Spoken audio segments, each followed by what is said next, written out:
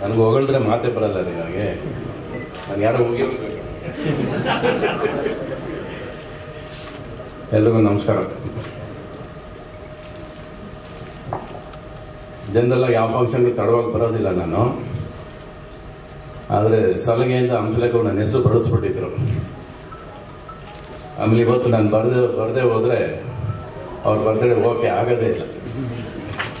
ಅದಕ್ಕಾದ್ರೂ ಬರಲೇಬೇಕಂತೇಳಿ shooting cancel ಮಾಡಿ ಕನಕಪುರದಿಂದ ಓಡ್ ಬಂದೆ ನಾನು. ಅದು ಆ್ಯಕ್ಚುಲಾಗಿ ಇವತ್ತು ಲಾಸ್ಟ್ ಡೇ ಶೂಟಿಂಗ್ ಇತ್ತು. ಅವ್ರು ಲಾಸ್ಟ್ ಡೇ ಪರ್ಮಿಷನ್ ಇವತ್ತು. ಸೊ ಅವರು ಇನ್ನೊಂದು ದಿವಸ ಶೂಟಿಂಗ್ ಕೊಡಲ್ಲ ಅಂತಿದ್ರು. ರಿಕ್ವೆಸ್ಟ್ ಮಾಡಿ ಇನ್ನೊಂದು ದಿವಸಕ್ಕೆ ಪರ್ಮಿಷನ್ ಹಾಕೊಂಡು ಇವತ್ತು ಬಂದಿದ್ದೀನಿ ನಾನು. Happy birthday.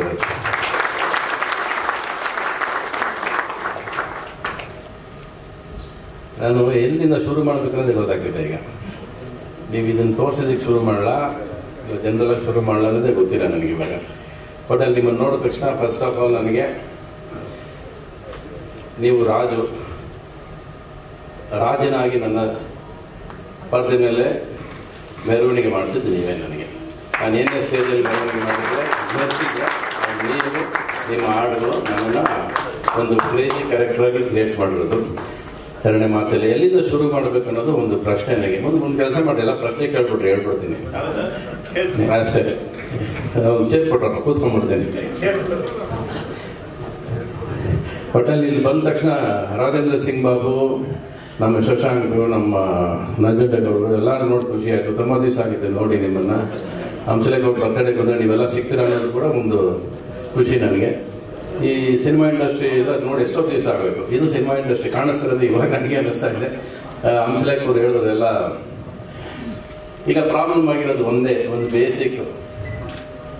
ನೀವು ಪಿಕ್ಚರ್ಗಳು ಓಡ್ತಿಲ್ಲ ಅಂತ ಹೇಳ್ತೀರಾ, ಬಟ್ ಎಲ್ಲರೂ ಸಕ್ಸಸ್ ಮೀಟ್ ಮಾಡ್ತಾನೆ ಇದ್ದಾರೆ. ಕರೆಕ್ಟಾ? ಎಲ್ಲರೂ ಸಕ್ಸಸ್ ಮೀಟ್ ಮಾಡ್ತಾರೆ. ಪ್ರತಿ ವಾರ ಸಕ್ಸಸ್ ಮೀಟ್ ನಡೀತಾನೆ ಇದೆ. ಬಹುಶಃ ಮೇಲಿರೋ ಕನ್ಫ್ಯೂಸ್ ಆಗ್ತಿದೆ, ಸಕ್ಸಸ್ ಯಾವುದು ಅಂತ ಅವನಿಗೆ ಗೊತ್ತಿಲ್ಲ ಇವಾಗ. ಅದೇ ಸಕ್ಸಸ್ ಏನೋ ಜಾಸ್ತಿ ಕೊಡೋದು ಬೇಡ ಅಂತ ಅಲ್ಲಿಗೆ ನಿಲ್ಲಿಸ್ಬಿಟ್ಟು ಅವನ್ನೆಲ್ಲ. ಅದು ಪ್ರಾಬ್ಲಮ್ ಆಗಿರೋದು. ಈಗ ಸಕ್ಸಸ್ ಅಂದ್ರೆ ಏನು ಅನ್ನೋದು 86 ಅಲ್ಲಿ ನಾವು ಕೊಡೋಕೆ ಶುರು ಮಾಡೋದಲ್ಲ, ಅದು ಸಕ್ಸಸ್. ನಾವು ಒಂದೇ ದಿವಸನೂ ಸಕ್ಸಸ್ನ ಹೆಗಲ ಮೇಲೆ ಹಾಕೊಂಡು ಓಡಾಡಲೇ ಇಲ್ಲ. ನಾವು ಹೆಗಲ ಮೇಲೆ ಹಾಕೊಳ್ಳೇ ಇಲ್ಲ ನಾವು.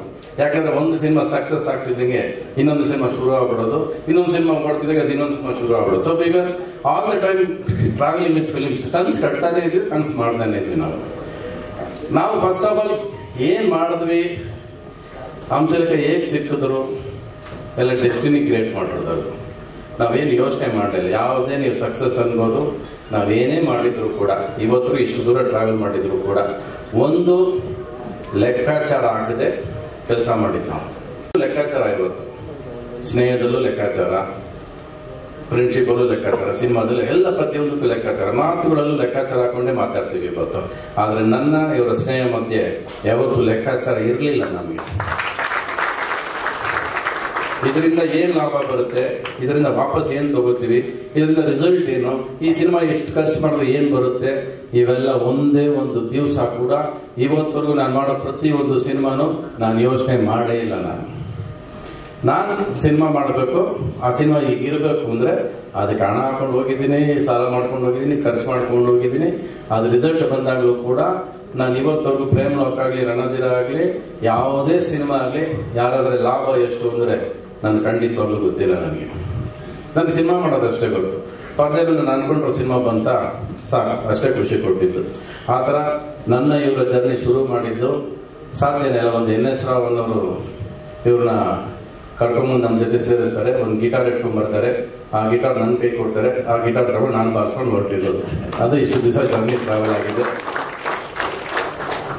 ಬಹುಶಃ ಅವರ ಸ್ನೇಹ ಕಲ್ಮಶ ಇಲ್ಲದ ಸ್ನೇಹ. ಅದು ನಾವಿವತ್ತು ಇಬ್ಬರು ಹೆಗಲ ಮೇಲೆ ಕೈ ಹಾಕೊಂಡಾಗ್ಲಿ, ಇಲ್ಲ ಬಾರಲ್ಲಾಗಲಿ, ಇಲ್ಲ ಎಲ್ಲೋ ಕೂತ್ಕೊಂಡು ಹೋಗಿ ಅದು ಇದು ಏನೂ ಮಾಡಿಲ್ಲ. ನಾವು ಬರೀ ಸಿನಿಮಾ ಅಂತ ಯೋಚನೆ ಮಾಡಿದ್ವಿ.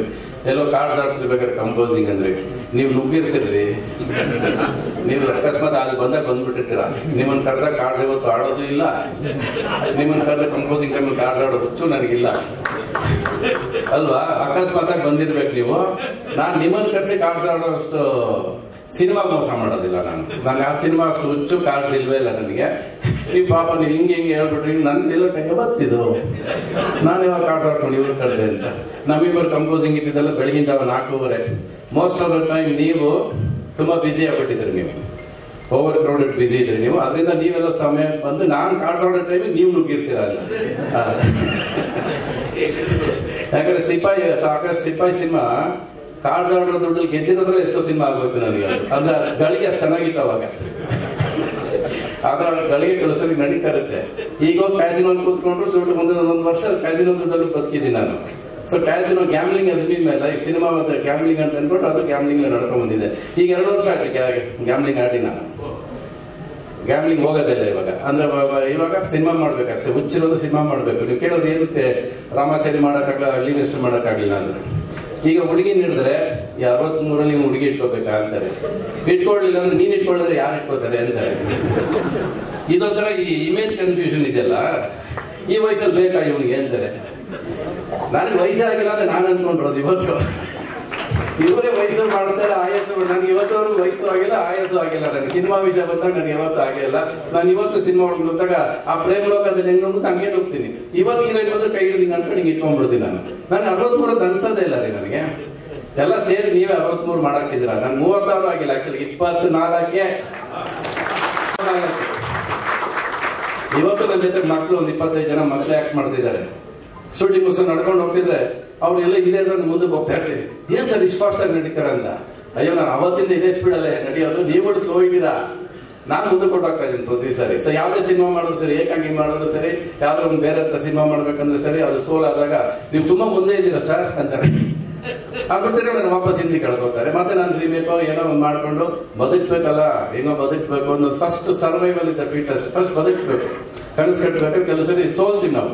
ನಮ್ಮಿಬ್ಬರು ಸ್ನೇಹ ದೂರ ಆಗಿದ್ದು ಕೂಡ ಹಾಗೆ ಆಗೋಗ್ತೀವಿ. ನಾವು ಸಡನ್ ಆಗಿ ಒಂದ್ ದಿವಸ ದೂರ ಆಗೋಗ್ತೀವಿ. ಏನೇನು ದೂರ ಆಗ್ತೀವಿ ನಮಗೂ ಗೊತ್ತಿಲ್ಲ. ಇವತ್ತು ನಾನು ಅವ್ರು ಜಗಳ ಆಡಿಲ್ಲ, ಕಾರಣ ಗೊತ್ತಿಲ್ಲ. ಏನೇನೋ ಕಾರಣಗಳು ಹೇಳ್ಕೋತೀವಿ ನಾವು. ಸುಮ್ಮನೆ ಒಂದು ಬಿಡಲ್ವಲ್ಲ ನೀವುಗಳು, ಏನಾದ್ರು ಹೇಳ್ತಾರೆ, ಅದಕ್ಕೆ ಏನಾದ್ರು ಹೇಳ್ಬೇಕಲ್ಲ ಅಂತ ನಾವು ಒಂದಷ್ಟು ಕಾರಣ ಹೇಳ್ತಾ ಹೋಗ್ತೀವಿ. ಬಟ್ ಯಾವುದೋ ಬಿಟ್ಟೋಗುವಂತ ಕಾರಣಗಳಲ್ಲ. ನೀವು ಹೋಗ್ರಿ, ನೀವು ಬೇಡ ಅಂತ ಹೇಳುವಂತ ಕಾರಣ ಅವ್ರಿಗೂ ಇರಲಿಲ್ಲ, ನನಗೂ ಇರಲಿಲ್ಲ. ಬಟ್ ಗಳಿಗೆ ಡೆಸ್ಟಿನಿ ನಮ್ಮನ್ನು ಹೆಂಗ್ ಸೇರಿಸ್ತೋ ಅದು ನನಗೆ ದೂರ ಮಾಡುತ್ತೆ. ಬಹುಶಃ ಬೇರೆ ಏನೇನೋ ಟ್ರ್ಯಾಕ್ಸ್ ಓಪನ್ ಆಗಬೇಕಾಗಿತ್ತು, ನಾನು ಬರಿಬೇಕಾಗಿತ್ತೇನೋ, ನನ್ನ ಕೈಲಿ ಪೆನ್ ಬರಬೇಕಾಗಿತ್ತೇನೋ, ನಾನು ಹಾಡುಗಳು ಮಾಡಬೇಕಾಗಿತ್ತೇನೋ, ನಾನು ಮ್ಯೂಸಿಕ್ ಮಾಡಬೇಕಾಗಿತ್ತೇನೋ. ಅದರಿಂದ ನಾನು ಅವ್ರು ದೂರ ಆಗ್ಬೇಕಂತ ಪರಿಸ್ಥಿತಿ ಬಂದಿರ್ಬೋದು. ಈಗ ನಾನು ದೂರ ಆದೆ, ಈಗ ನನ್ನ ಡಿಪಾರ್ಟ್ಮೆಂಟ್ ಅವರೇ ಬಂದ್ರಲ್ಲ. ಈಗ ಇದನ್ನ ಯಾರು ಕೇಳೋದು ಇವಾಗ ಅಲ್ವಾ? ಇಷ್ಟು ದಿವಸ ನಾವು ಆಕ್ಷನ್ ಹೇಳ್ತಿದ್ವಿ, AC ರೂಮಲ್ಲಿ ಕೂತ್ಕೊಂಡು ರಿಯಾಕ್ಟ್ ಮಾಡ್ತಿದ್ರಿ ನೀವು. ಈಗ ಇಲ್ಲಿ ಬನ್ನಿ, ನಾವು ಅಲ್ಲಿಂದ ರಿಯಾಕ್ಟ್ ಮಾಡ್ತೀವಿ. ಕಾಯ್ತಾ ಇದ್ದಾರೆ ಎಲ್ಲರೂ. ಓಕೆ, ಇದು ಓಕೆನಾ ಅಂತ ನಾವು 100 ಜನ ಕೇಳೋಕೆ ಒಂದು ಟೈಟಲ್ ಮಾಡಿದಾಗ ನೀವು ಯಾರು ಕೇಳಿದ್ರೆ ನೀವು ಓಕೆನೇ ಇಟ್ಕೊಂಡ್ಬಿಟ್ರಿ. ಇದು ಓಕೆನಾ ಅಂತ ಕೇಳೋದಿಲ್ಲ ಬಂತು ಅಲ್ವಾ? ಆದ್ರೆ ಎಲ್ಲರೂ ಆಗಲೇ ಫೇಸ್ಬುಕ್ ಅಲ್ಲಿ ಸುಮಾರು ಜನ ಬರೆದ್ಬಿಟ್ಟಿದ್ದಾರೆ. ಅಂದ್ರೆ ಜನ ಎಷ್ಟು ಫಾಸ್ಟ್ ಇದ್ದಾರೆ ಅಂತ. ಹಂಸಲೇಖ ಯಾಕೆ ಇಂಗ್ಲಿಷ್ ಟೈಟಲ್ ಇಟ್ರು, ಕನ್ನಡ ಇಡಬಾರ್ದ ಅಂತ ಅಲ್ವಾ? ಕೇಳಿರ್ತಾರೆ ನೀವು.